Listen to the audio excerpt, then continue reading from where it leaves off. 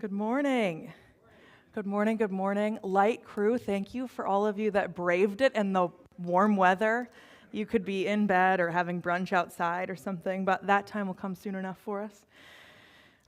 This morning, our story for all ages is going to be read by our very own Andrea, our musician, Lexi Adams.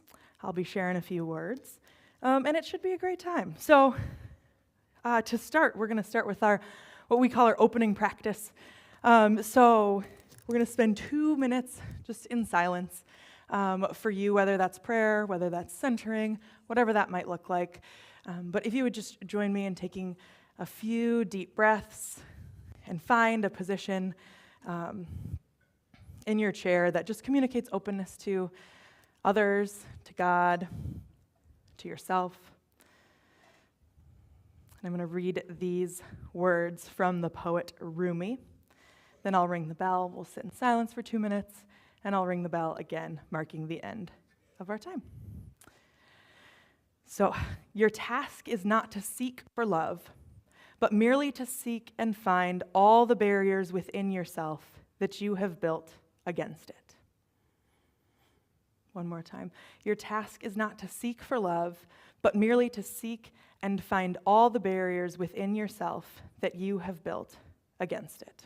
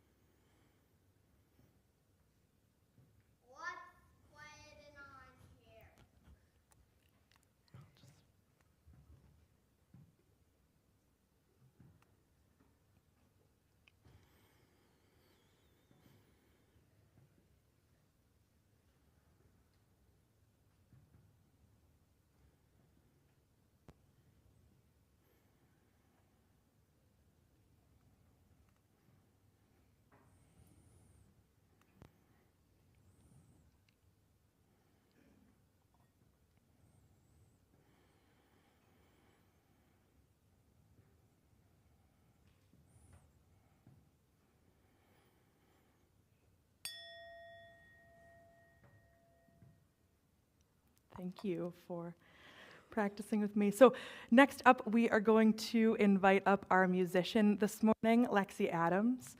Lexi is a musician artist here in West Michigan who does gigs kind of all around the area. She studied songwriting in Belmont and Nashville, and actually came back up here after an illness to just recover, and has ended up staying and now can do the thing that she loves. And so we love that. And I just loved Lexi's passion as she talks about music, some of her influences, Emmylou Harris, Bonnie Raitt, and we are so glad that you're here with us. So everybody, can we welcome Lexi Adams? Thank you guys so much. I really appreciate that. It's so good to be back in Michigan. I remember, I lived in Nashville for 8.5 years. I never thought I'd be back. This is home for me. But I never thought I'd be back in Michigan. And I remember when I came back, it was like I couldn't believe, in Nashville, it's saturated with singer-songwriters, musicians, artists. Everyone's trying to be seen. Everyone's trying to be heard.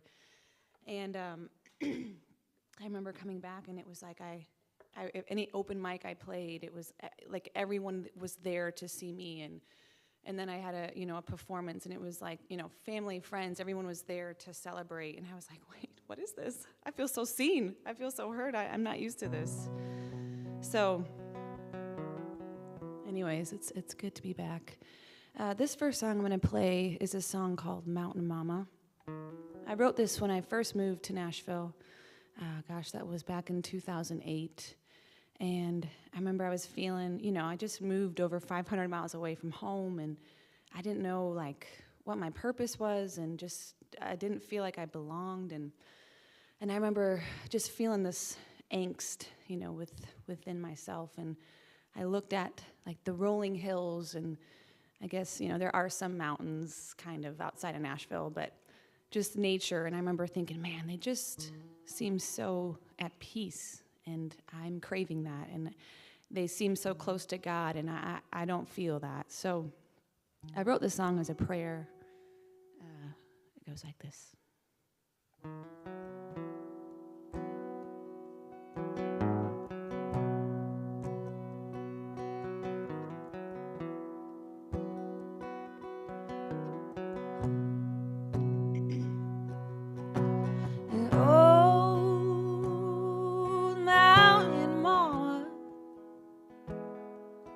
Take me home.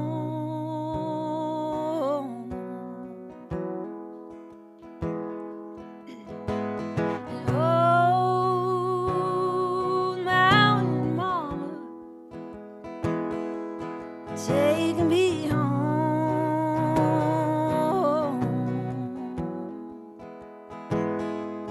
to a place where I can call my to a place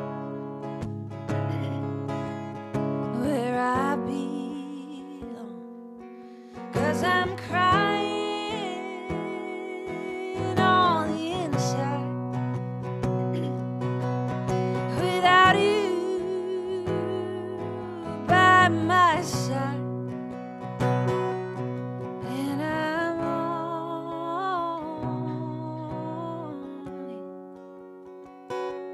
more than anything,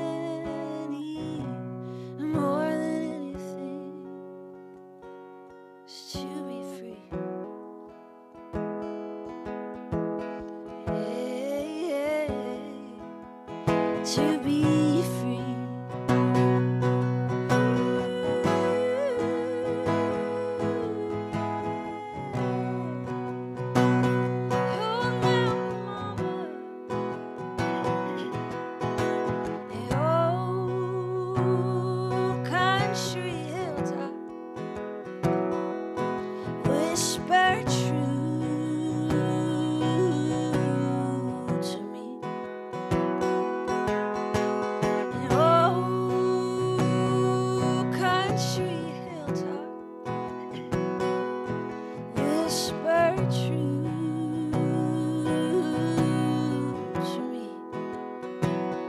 Tell me there's more than what I can see.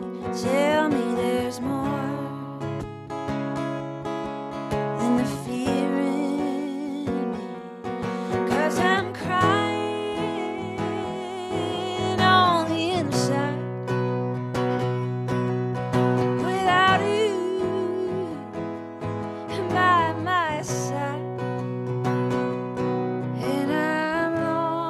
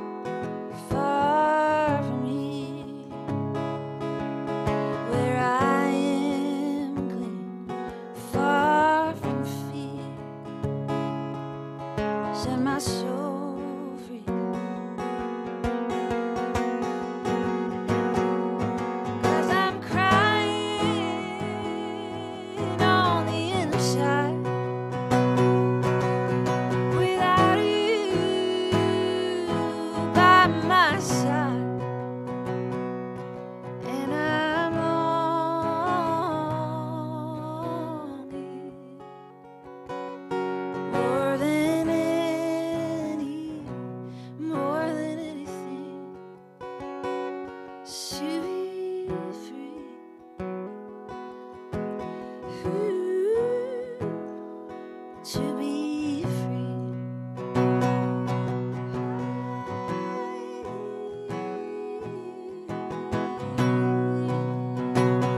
Old mountain mama and old mountain mama, take me home.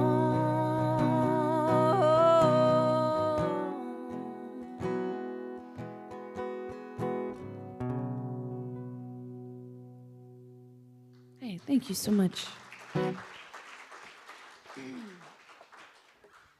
All right, my voice is, still kind of waking up, so this next song I'm going to play is a gospel song. I grew up listening to a lot of gospel music, so it's kind of just in my blood, but this song is called I'm Coming Home. I also wrote this when I just moved to Nashville, so there was a lot happening, at that time. This is a real simple song.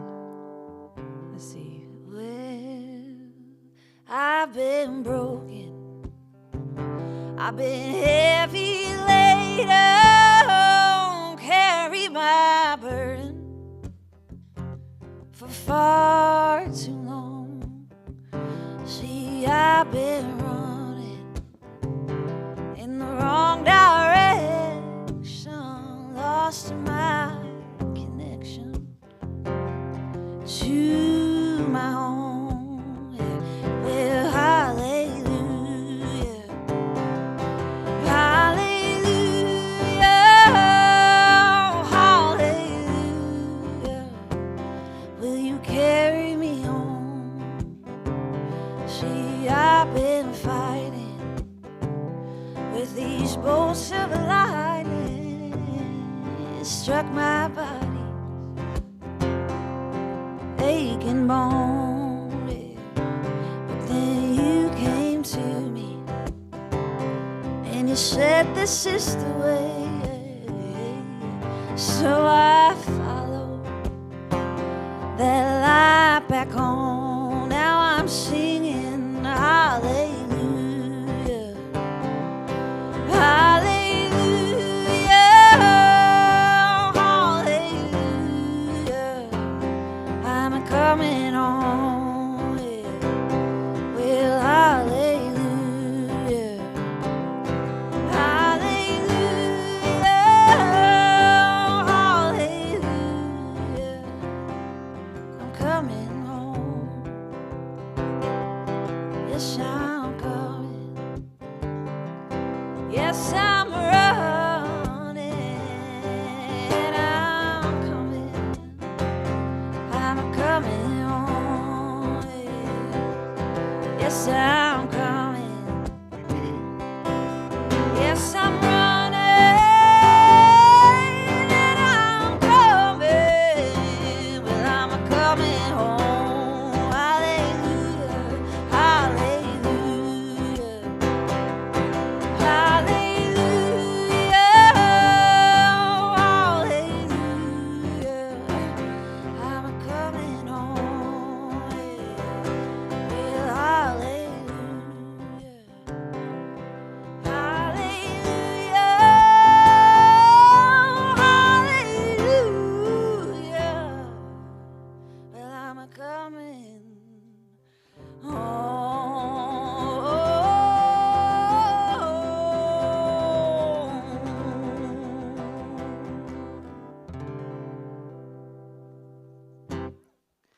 Hey, thank you.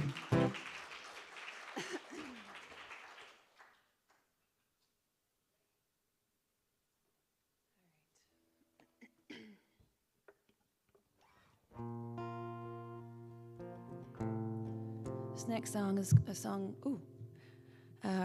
I wrote, let's see, when I was kind of, how long had I been in Nashville at that point?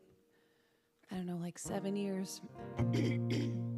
And, I went to Belmont, which is a music school, majored in songwriting, and did a lot of writers' rounds, and I just kind of felt like, man, I'm doing all the things. I feel like I'm doing all the things that they're telling you that you got to do to like make it and put yourself in a, in a place where you're gonna be seen and heard, and I just felt like nothing's working, and and then so you're doing all the things, and then it's not working, and then you're battling your own self-doubt and your own worth, and like, am I really supposed to do this? Is this what I'm called to do? And so I wrote a song called "I Keep on Trying," and it's just about that. Like I keep on trying, but like, man, it gets hard.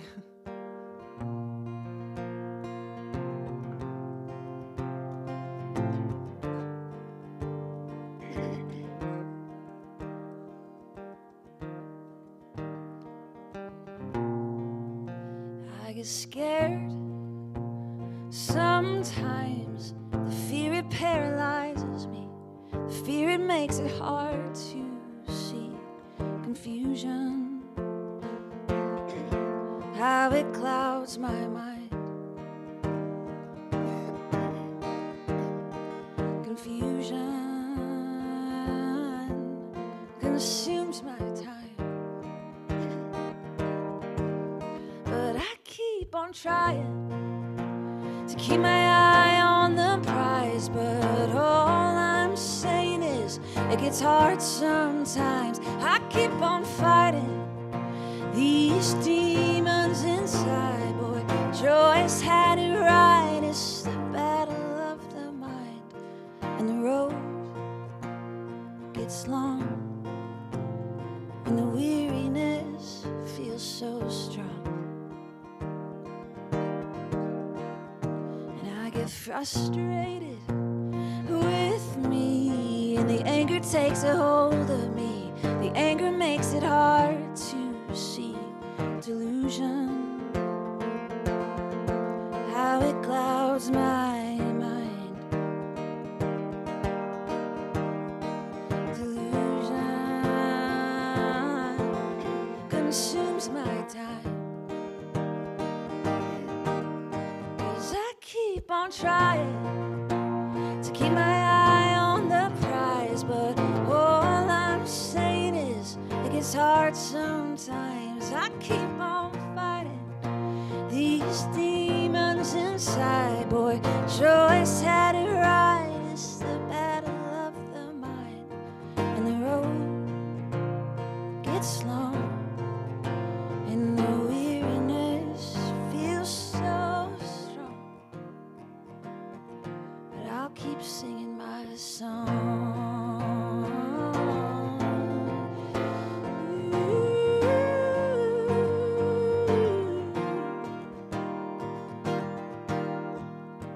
I get sad sometimes, and the sorrow, how it cuts so deep. Sorrow, it makes me weak. Resolution, I am trying to resolution, come consume my mind. 'Cause I keep on trying to keep my eye on the prize, but all I'm saying is it gets hard sometimes. I keep on fighting these demons inside. Boy, Joyce had it right. It's the battle of the mind, and the road gets long, and the weariness, it feels so strong. But I'll keep singing my song.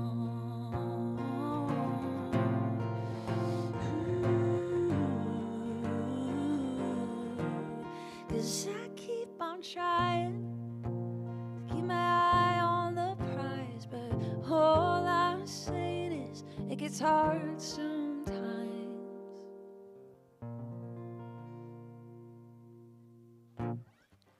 Thank you. All right, I think I got one more song, or what do you? Yeah, good. Okay.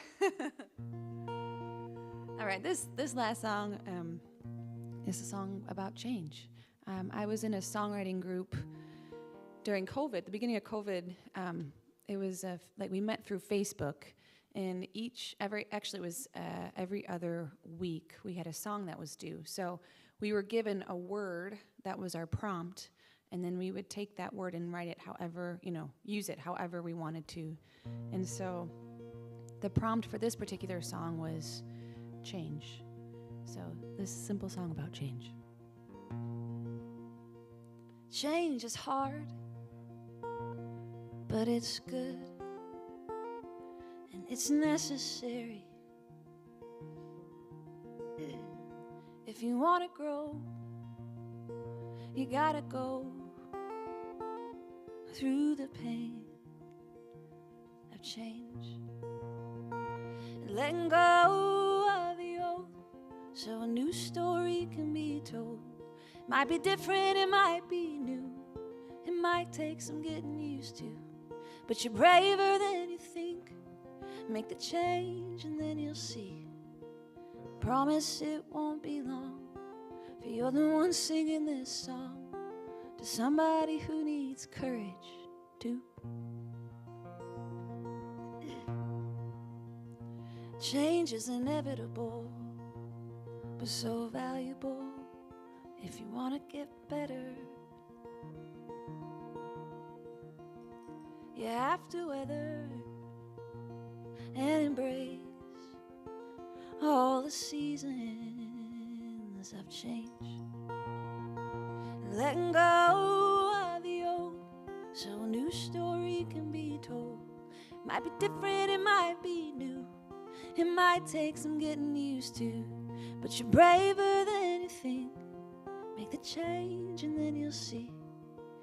Promise it won't be long, but you're the one singing this song to somebody who needs courage too. Hang on, hang tight, even through the fear. You're gonna be alright. Hang on, hang tight, even through the hurt. You're gonna be alright. Letting go of the old so a new story can be told. Might be different, it might be new, it might take some getting used to, but you're braver than you think.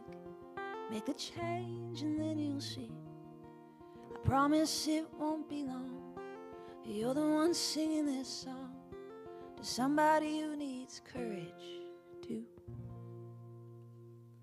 Hey, thank you guys so much. Appreciate that.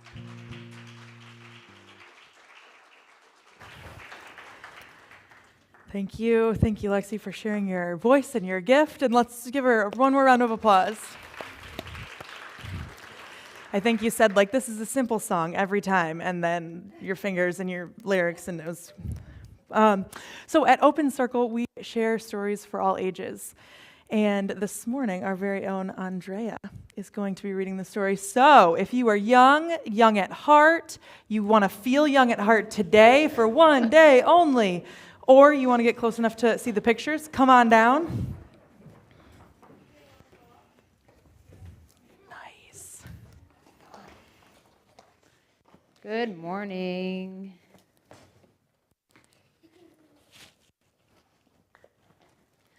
All right. The story that I am going to share this morning is called Nigel and the Moon. And it's by Antoine Eady and illustrated by Gracie Zhang.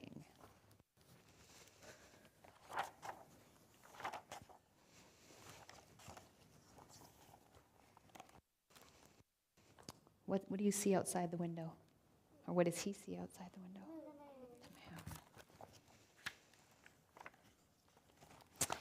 At night, he tells the moon his dreams, and here his dreams are safe.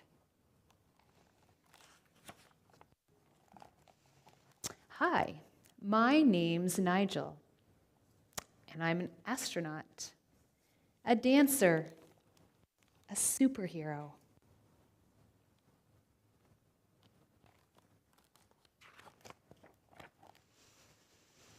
Among the stars he twirls, quietly soaring in the still of the night. With pride his chest swells, and his eyes, they glow. His smile, it shines. Now the moon isn't the brightest body in the sky. Nigel is, and so are his dreams. But even with dreams so bright, he isn't ready for the world to see.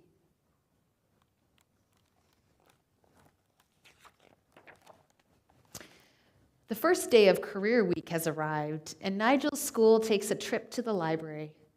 Book after book, page after page, his classmates choose their favorite jobs. Nigel flips, and he flips, and he flips again. But a dancer like him cannot be found.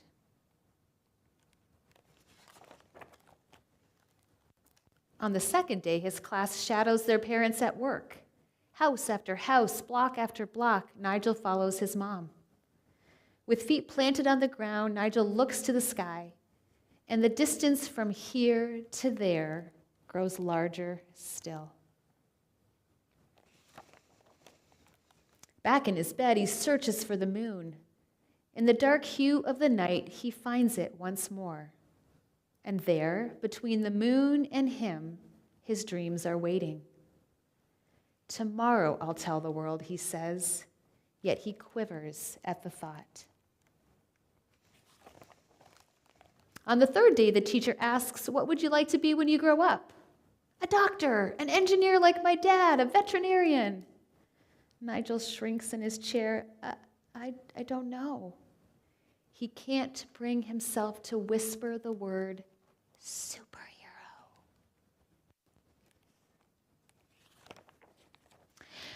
But later that night, he tells the moon his hopes, and out the window they glide, far, far away where no one can pull them down. "One day I'll land on the moon, dance ballet, and wear my cape with honor." But Nigel also worries, and he shares that with the moon. What if I wish to be too many things, he wonders. When the sun rises, he packs his dreams away again. On the fourth day, his teacher asks, "What are your parents' careers?" "My mom's a surgeon. My dad's a weatherman. My mom's the president of a big candy company." Now all eyes are on Nigel. "My parents," he pauses. Then he asks to be excused. That night he tells the moon his truth. "I'm scared. My parents don't have fancy jobs. Will my class laugh if I tell them?" It's easy to tell the moon his truth. It's easy to tell the moon his dreams. But Nigel's not ready to tell the world. The next morning, Nigel slowly makes his way down the stairs. "Dream big, son," Dad says. "And be proud of who you are," says Mom. The final day of career week is here, and some special guests have arrived. An author, a chef, and an architect, too. But that's not all, the teacher says. "Come in, Mr. and Mrs. Strong." Nigel slides down in his chair, but a shy smile grows across his face. His mom introduces herself first. "I'm a postal carrier, and I help connect people around the world. Love letters, birthday cards, postcards, and more. I deliver them all." His dad follows. "I'm a truck driver. Most days it feels like I'm driving a monster truck." The class erupts in laughter. Looking around the room, Nigel can tell it's the good kind of laughter.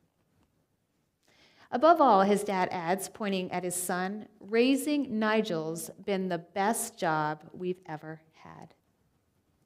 With pride, Nigel's chest swells. His eyes, they glow. His smile, it shines. At night, he tells the moon his dreams. But today, he takes a stand. I'd like to say something. And he joins his parents in front of the class. I want to be an astronaut on the moon or a dancer on the stage. And when the world needs a superhero, I can be that too. At night, he tells the moon his dreams, but telling the world isn't so scary after all. The end. So, my fellow dreamers, if you have a wristband on, you can follow Mr. Jim and Mr. Ed, and they're going to take you to your classroom, all right?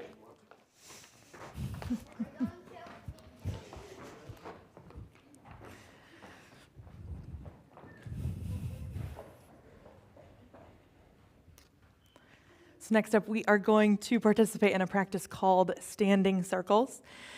We'll have about 8 minutes and we're going to stand up and find groups of 3 or 4 people to answer 3 prompts. Again, this is totally invitational. You don't have to participate if you're just feeling like an introvert every day or today. You can stay seated, go for a walk out in the lobby. But let me remind us of these 5 intentions. In your group, speak from the heart, listen from the heart. Without saying too much, say just enough. Respect one another, and trust the process. So if you'd like to find groups of 3 or 4 people, maybe people you didn't come with if you're feeling bold, or stick together. And here are your 3 prompts. Please share your name and how you recharge when you're low on energy. If money weren't a worry for you, how would you spend your days? And why is it difficult to love yourself? That one just snuck in, didn't it? So feel free to stand up. You've got about 8 minutes, and I'll bring us back.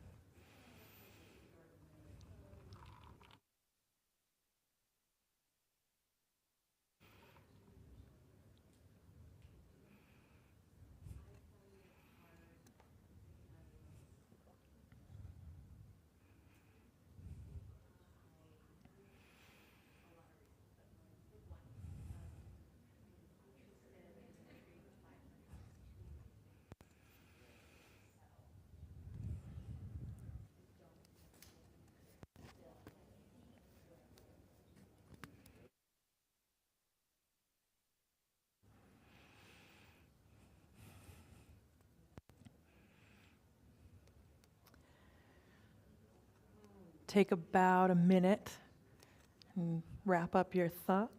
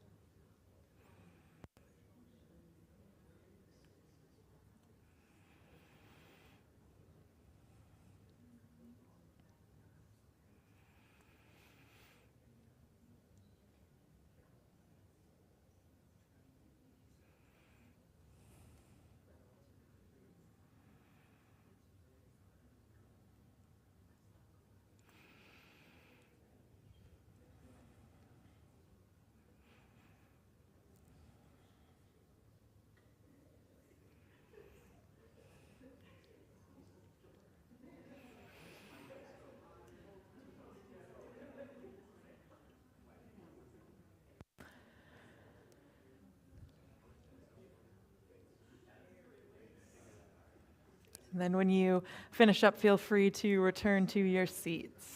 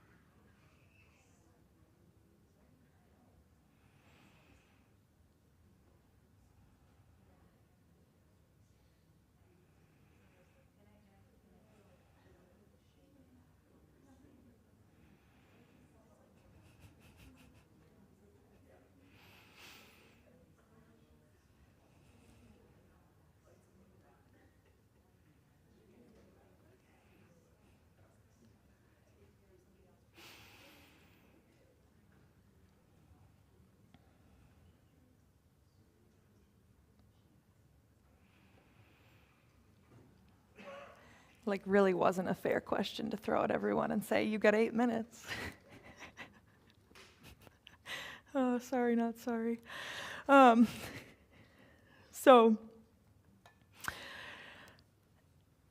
this year, we have been at Open Circle looking at this idea of kind of radical withness, how there's no separation between ourselves and God, ourselves and one another, or even within ourselves. And this different way of living kind of invites us to open ourselves up to others instead of closing down, connect instead of divide, see ourselves as integral, part of all creation, without placing ourselves at the center, but understanding our importance. And it's a radically different way to live than a lot of the traditional versions of Christianity that we grew up with. So last week at Easter, Matt was talking about this pattern of life, death, and resurrection, and how we see this pattern in everything, how this pattern is kind of in the fabric of existence. Nature and seasons and our very bodies are constantly living and dying and resurrecting. And how maybe one of the most amazing things about life, death, and resurrection of Jesus is how this really important supernatural event pointed us to the very present reality of every breath that we take. Christ in everything from the cellular to the cosmic level. And when we're so focused on the supernatural event, we don't necessarily have as much capacity or even imagination to understand this rhythm in our everyday right now. We don't necessarily ask ourselves the questions, are we present or resisting death in our life? Are we present or resisting resurrection in our life? Are we present or resisting the life in our life? This life, death, and resurrection, this Christness all around us in all things. Seems like such a cool invitation. So today I'm coming at you with a bit bigger chunk of the Bible. I keep looking, I'm like, I'm scared of it, just kidding. Because when you're in seminary, they want you to dig in there. So hang with me. No need to hit the eject button or hyperventilate in the bathroom. Those are always available options. But hopefully we'll have a little fun and engage with this text through a contemplative lens. So today, the passage I'm bringing you is from Colossians. It was written by Paul. And one of the things I love about Paul is I feel in some ways just like him. In some moments, he kind of taps into this like highly contemplative, expansive, beautiful, turning the world upside down mystic. And then sometimes he's thick-headed, unsituationally aware, just a bro who could spend a little bit more time in therapy, working out his dysregulated nervous system, and hate his own humanness less. So, Paul. But in this passage, I think we get to see Paul kind of being a mystic. And before I read it, I would love for you to sit a moment and kind of contemplate, think about this idea of Jesus as the ultimate life, death, and resurrection. There are a billion he's and hims in this passage, and I think if we come at this passage with like warrior Jesus who just like wants your submission and God wants to control you and like very authoritarian, it can feel yucky. But if we read it thinking of Christ as this like loving, intentional pattern of life, death, resurrection, the he's and hims are the person pointing us to and a perfect picture of this rhythm. And instead of kind of top-down power play, God is watching, what if we imagine this as one of the key things of Christ? The key things that Christ can show us is this pattern of life, death, and resurrection. So here it is. The Son is the image of the invisible God, the firstborn over all creation. For in him all things were created, things in heaven and on earth, visible and invisible, whether thrones or powers or rulers or authorities, all things have been created through him and for him. He's before all things, and in him all things hold together. He's the head of the body, the church. He's the beginning and the firstborn from among the dead, so that in everything he might have the supremacy. For God was pleased to have all of his fullness dwell in him, and through him reconcile himself to all things, whether things on earth, things in heaven, by making peace through his blood shed on a cross. Once you were alienated from God and were enemies in your minds because of your evil behavior, but now he's reconciled you by Christ's physical body through death to present you holy in his sight, without blemish and free from accusation. One might even say, resurrected. So, kind of a little bit of like a Lex translation or maybe commentary, this idea of, so the Son, who's the image or the picture of this invisible God of life, death, and resurrection, and in him, this pattern, all things were created. All things show this pattern, except maybe plastic and the gum you swallowed when you're 6. I don't think that's ever going away. But other than that, whether thrones or powers or rulers or authority, all those things, all things have been created through him and for him. All things. The pattern is before all things, and in things, all things hold together. He's the head of the body. Can you imagine a church that let itself be led by someone who's the perfect picture of life, death, and resurrection? Someone who's the beginning, the firstborn, so the one who goes first from among the dead, so that in everything, he, this pattern, might have supremacy. And again, it's not a desperate power grab culture war Jesus, but God was pleased to have all of his fullness dwell in him, to reconcile himself to all things. Reconcile things deeply through this pattern. Something it appears that nature has no problem with. The trees, the seasons, we're seeing right now buds on trees, and no one told them to do that it's in the pattern. And once, here's the real kicker, once you were alienated from God and were enemies in your minds because of your evil behavior. so much all. All. And I'm struck by kind of the expansiveness and the inclusiveness kind of on this cosmic and yet communal level. All things in Christ, all things working together. And many of us, I think, found our way to this community because we were part of places where all didn't actually mean all. It meant kind of, or mostly, sort of all, if you tilt your head to the side and kind of like squint your eyes. Or maybe worst of all, come as you are, and we're going to try our hardest to make sure you're changed into something that can become part of the all eventually. And I think it's much easier to see when systems and groups and communities don't mean all, and sometimes it's much more difficult to see yourself as a part of this all, and where you might not be including yourself. And sure, in theory, it makes sense. Like, of course, I'm part of the all. But in practice, in the way we live, in what we believe about ourselves, it can be really difficult to actually live into the all. And I think we've got a long line of Christian traditions that have kind of hinged the entire story on separateness. And maybe it's a human tendency because Paul mentions this idea of enemies in your own minds. And I want to talk about two different stories this morning that you might be familiar with, two different ways that instead of uprooting shame and seeing ourselves as deeply included in this God of life, death, and resurrection, we've created distance and kind of spun shame as a desperate attempt to become more present to God so that eventually we can be part of this all, instead of submitting right now to the rhythms of life, death, and resurrection and realizing that it's already all. So in the first story, there's separateness from God as designed by God.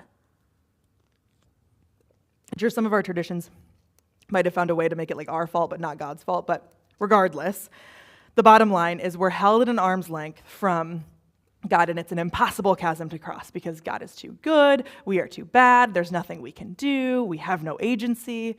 We're trained that having too much agency means we don't trust God. We could forget how horrible we are.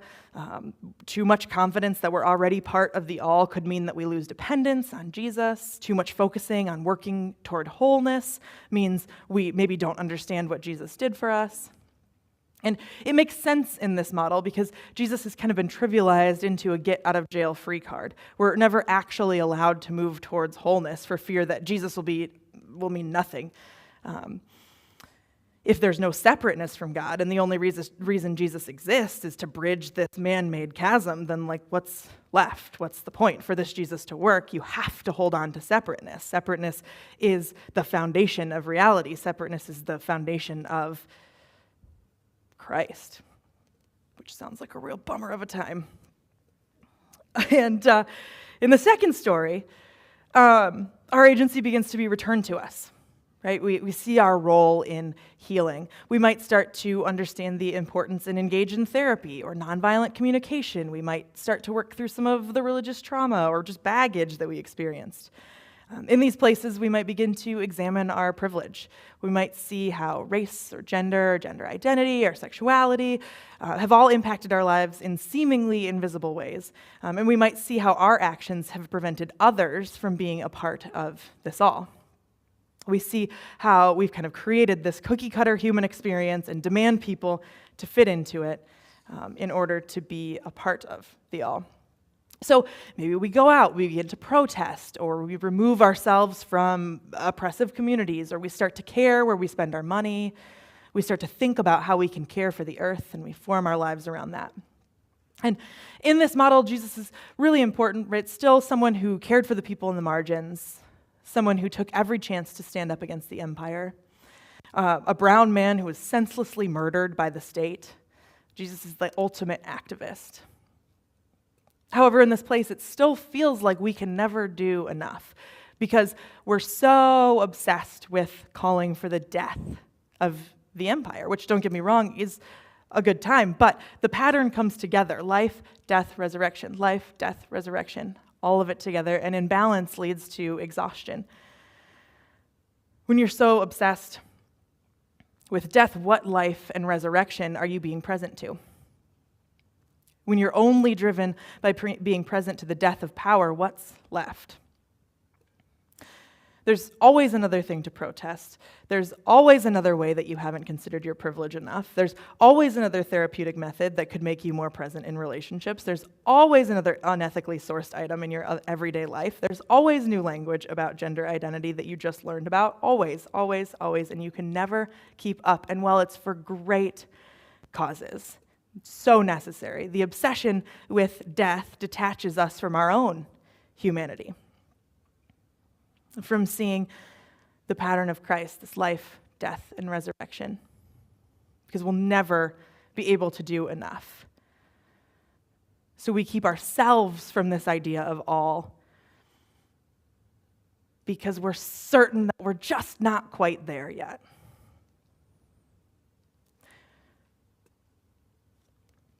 In the first story, I hate myself for what I've done. And in the second story, I hate myself for what I've left undone.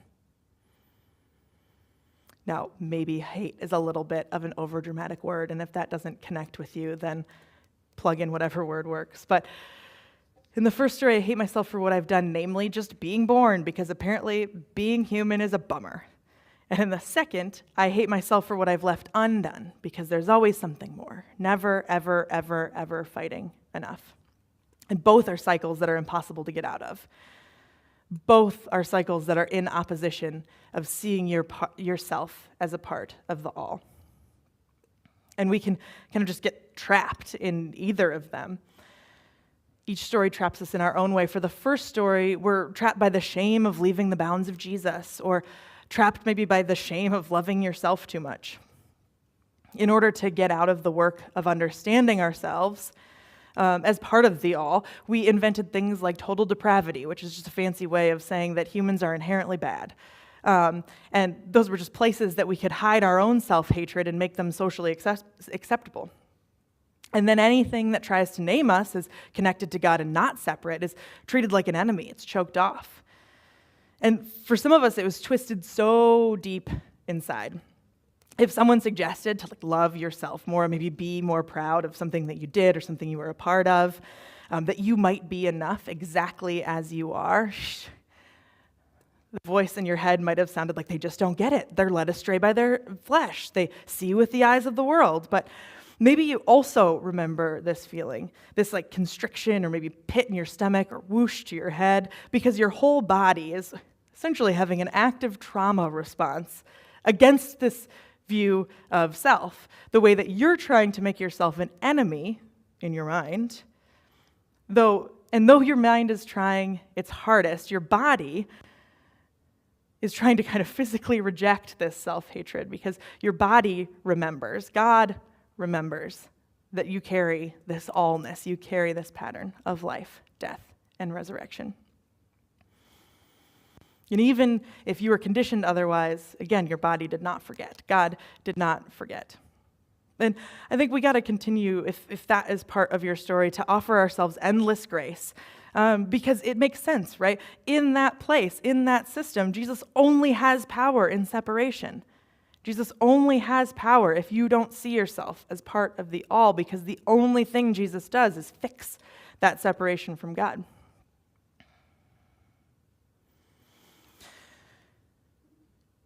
It's the ultimate act of denial. It's the ultimate act of being able to detach from reality, and from this reality that we like to talk about all the time here, this reality of withness. And in the second story, we're kind of trapped by every word we choose, every decision we make. Every syllable needs nuance. Everything needs a disclaimer. Every decision should be weighed and balanced. Everything should be posted about. Make sure you're not silent. And the fight is endless. And on one hand, as it should be, right? Because we have a long, long, long way to go until this world is a just place. And there are unending opportunities for us to roll up our sleeves. We live in a world where all hasn't meant all.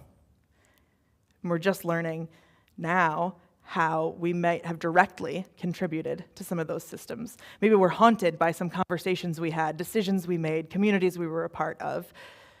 And that haunting drives you now. And so does the voice maybe that tells you that you shouldn't feel too good about yourself because you're still complicit in oppression in every single moment. Again, your nervous system is never allowed to regulate because you've always got to be stuck in the fight, flight, or freeze mode as kind of proof of your commitment to the cause. All will mean all, or we will die trying, which is so exhausting. So, now what? I think the only hope that we have is to return to this allness, return to these rhythms that Jesus showed us, because as long as we're fighting them in ourselves and in the world around us, we will inadvertently cause more division than connection, no matter how beautiful our intentions are.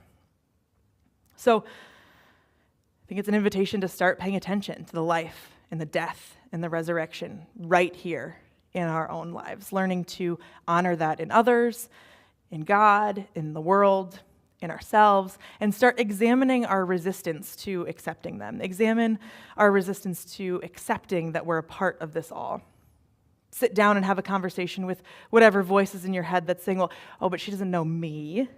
She doesn't know the brokenness inside me. This is great for everyone else, but not me, or this situation, or this moment. Maybe the voice says, I need to believe that humans are inherently bad, or I won't be able to look at myself in the mirror. Or maybe I need to be able to throw myself into my work, or I won't be able to sit in silence with myself. In other words, another way that something Paul might call enemies in our own minds. And I think the thing that shows us that we're not separated from God, the thing that reminds us of our allness, is that invitation to examine our lives, examine those parts of us that resist being part of the all, that might be resisting life, or might be resisting death, or might be resisting resurrection.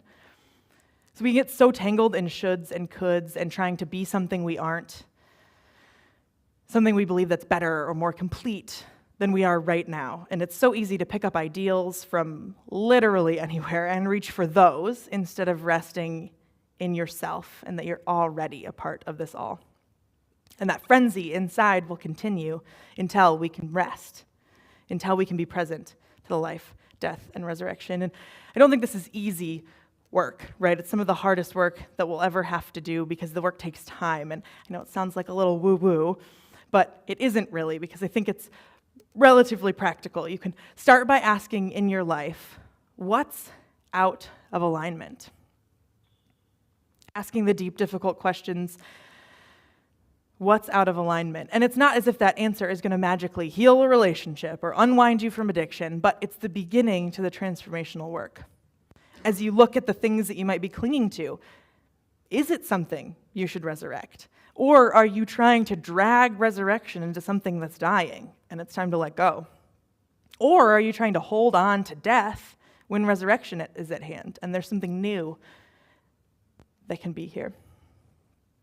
And I think that this can take a while because we're trained to not trust ourselves, and we're given lists of things we should and shouldn't do, and in the name of duty or responsibility, or this is just the way things are, we can resist looking at things honestly. And it can feel dangerous talking like this because there's no one-size-fits-all answer. I think it's easier to avoid asking everyone to kind of dig into their own life and what that could mean and just kind of give the answer. I think that's how religion kind of ends up where it does a lot, because it's like, well, don't trust yourself, don't really think about it, this is what we do, this is what we don't do, just close your eyes and make it happen. And then you never get to kind of trust yourself. You never get to rest into the rhythms of life, death, and resurrection. And it's hard because, right, for every person that would benefit from walking away from a dead relationship, there's a person that would benefit for not making any more excuses and lean back in to resurrect it.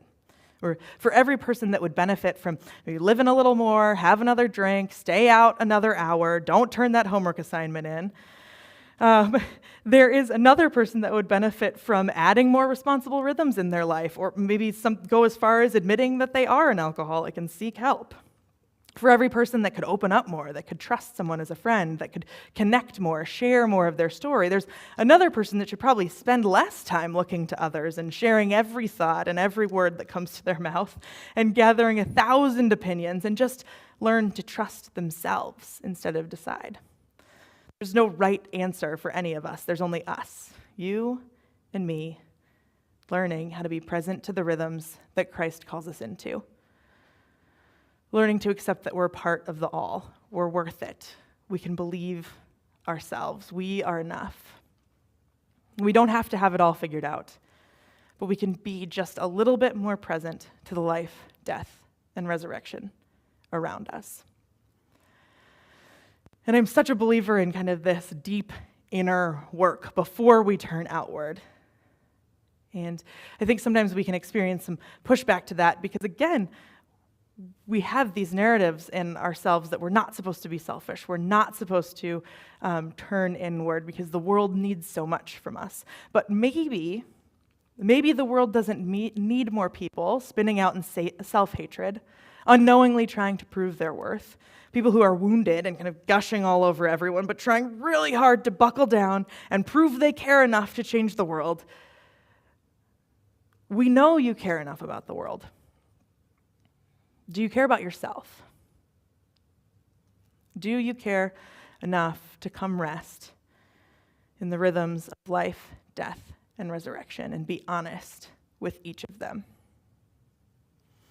And I think this is when we're not as busy trying to prove something or resist the rhythm or be enough, then we can be present to the death of white supremacy. We can be a part of the work to dismantle it, not out of selfish need to prove we're activists, but because it's natural work of allness. It's natural work of the pattern.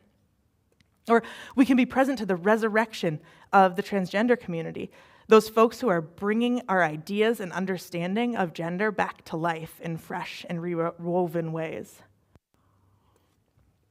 We can be present to the life in our community right around us. We can see the beauty in everyone. We can have time to connect and hear others' stories. So this week, I invite you to choose one small, tiny, manageable thing. One thing that's just for you to remember and act with the confidence of someone who knows they're part of the all. One tiny thing to help you be more present and aware of the rhythms of life, death, resurrection in your life. One thing to remind you that Jesus isn't some distant get-out-of-jail-free card, but someone who's foundational and pointing us to this rhythm in all of creation. One tiny thing. Maybe it's every time you're washing your hands in front of the mirror this week, you look at yourself and study yourself. What do you feel? What do you see? Someone who's not enough? Someone who needs to do more, be more, try more, change more? Maybe you can just take a breath. Maybe this is the week you go find a therapist. Maybe this is the week you actually start the hobby that you know would bring you life, but you keep putting off because it's frivolous and you shouldn't spend the time or the money.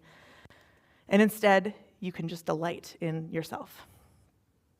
Maybe this is the week to set up the time to have a hard conversation you know you've been needing to have and it's boiling within you. Maybe this is the week you rest because you need rest. Or maybe this is the week you spend 10 more minutes a day doing something you love but haven't made time for. Whatever that thing is, I invite you to just pick one thing that helps you align more with the rhythms of life, death, and resurrection. Ways that you might have been resisting it, and instead, you can just take a tiny step back into alignment. A tiny, tangible way that we don't leave ourselves out of the all anymore. A way that we can become more present to the life, death, and resurrection in every moment. So, that's it. Oh, I invite you to stand if you are willing and able for a benediction and a couple reminders. On the website, there are opportunities to volunteer and to give. Our gathering next Sunday, Dean Weir's Windmiller and teaching Jeff Chu. getting connected, feel free to meet up with us out in the atrium. And there are cookies and treats, and please get your kids from childcare before you partake in the cookies and treats. And if you're around in 15 or 20 minutes, we would love help with cleanup. And yeah, so open circle community. May you grow in presence to life, death, and resurrection. May you examine your resistance. And may you rest in the fact that you are unquestionably already part of the all. Go in peace.